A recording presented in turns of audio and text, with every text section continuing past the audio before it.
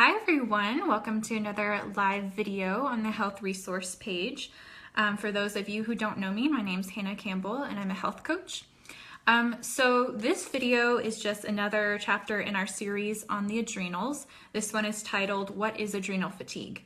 And once again, I have my computer notes over here on the side, so I'm going to be referencing this, which is why I'm looking on this side of the screen. So we left off talking about how the adrenals respond to stress, which is a good thing. But I also mentioned how you can experience issues if you are experiencing chronic stress over time. If your body is constantly having to respond to stress, then you're going to have issues. So today we're going to talk about adrenal fatigue. But before we do that, we actually have to get one thing straight. Adrenal fatigue is not a scientific term to describe what's going on here.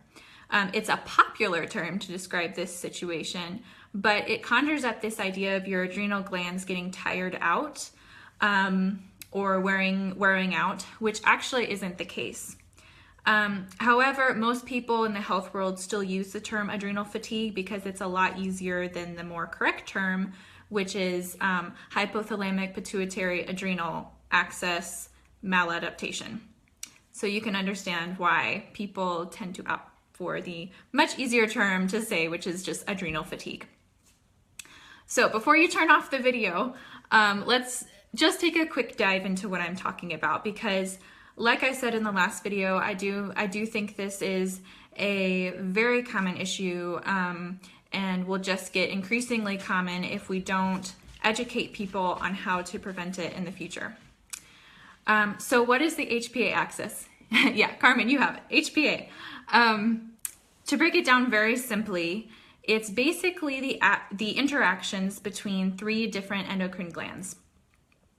The hypothalamus, which is in your brain, the pituitary gland, which sits, the little pea-shaped organ that sits under your hypothalamus, and then the adrenals, which we talked about in the last video. So remember, those are the two different adrenal glands that sit on top of your kidneys.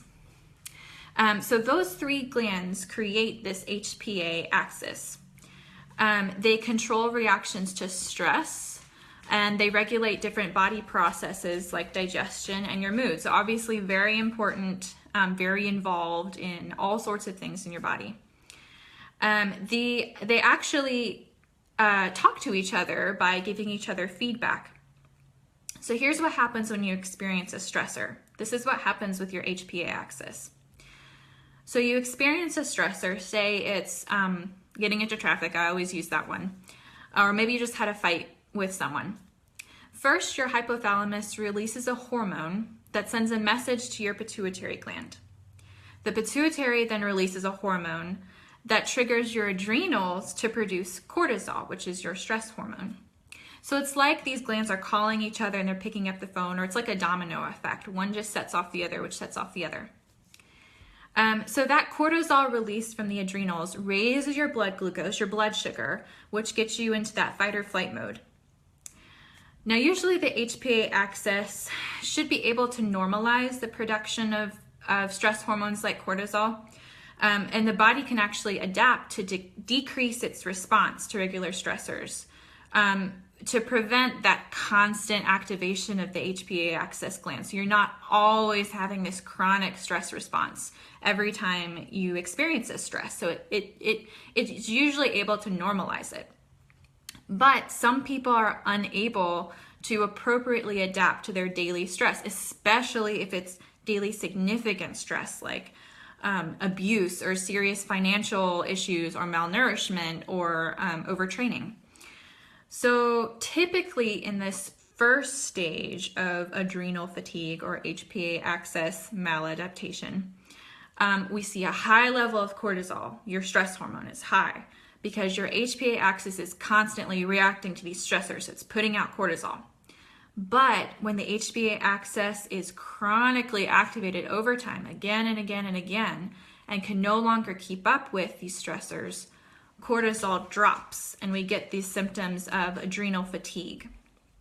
And you also may see other hormone levels like DHEA and testosterone drop because the precursors for those hormones are being used to make cortisol, which is obviously a very big issue. If you struggle with hormonal imbalance, I mean, that could be your cause right there, is that you're using the ingredients to make those hormones that you need, and you're using it to just so your body can keep up with your lifestyle. Okay, so now again, the adrenal glands don't actually get fatigued, but there are a couple things that can happen. So the HPA axis could basically stop responding. The hypothalamus may stop calling on the adrenals, so the adrenals start producing less and less cortisol over time. They're not being called, so they're not picking up the phone. Or the adrenals may be depleted of nutrients, so they're not responding to the pituitary. So again, they're just not picking up the phone. So that's all I have. Let's see. Carmen says, cholesterol precursor to all hormones. Low cholesterol diet screwed up a lot of people. Yeah, that's a big point too. So going back to the idea of precursors, if you're not even supplying your body with a nutrient-dense diet, which includes cholesterol, that can also lead to hormonal imbalance because you're not giving the ingredients to make those things that are so necessary for health. So that's all I have on this today. Again, I'll post this on YouTube and you can refer back to it.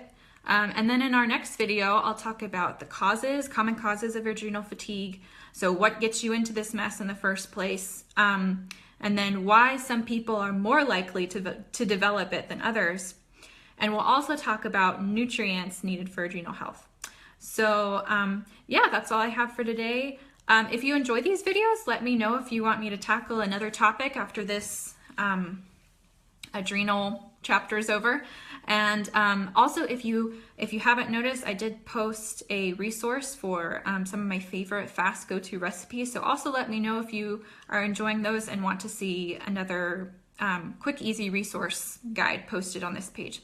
So anyway, have a great day, and I'll talk to you soon.